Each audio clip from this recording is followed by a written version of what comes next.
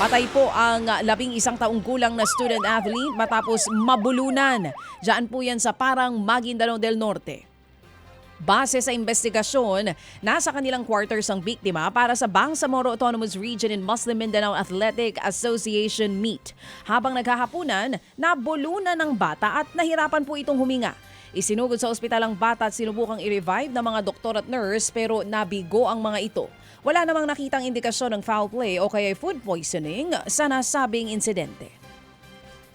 Nagliyab po ang isang kotse sa Mandaue City sa Cebu matapos bumangga sa likuran ng isang truck.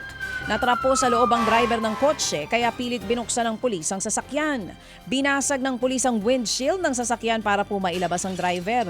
Tumulong ang isang CQ at iba pang tao sa lugar para makuha ang biktima sa sasakyan.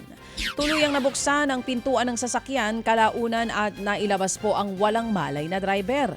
Pinombahan ng fire extinguisher ang nasusunog na sasakyan hanggang sa maapula ang apoy. Maayos na po ang kondisyon sa ngayon ng driver.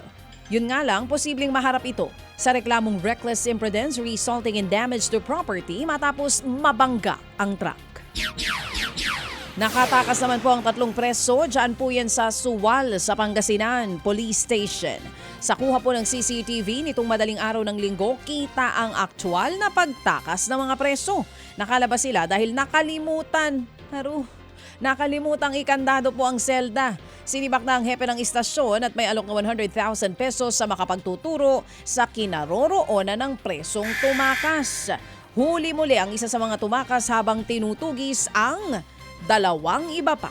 Mga kapatid, para sa iba pang mga balita at impormasyon, sundan niyo po kami sa X, Instagram, Facebook at syempre sa TikTok, True Network PH. Mag-subscribe din po kayo sa aming YouTube channel, True Network. May website din po tayo, truenetwork.ph at pwede nyo rin po kaming mapanood sa Channel 19 ng aming True FM TV. Lagi pa rin makinig sa radyo dito po sa 105.9 True FM dahil dito, laging po sa'yo, kapatid. Ito tayo sa totoo, tunay at tapat.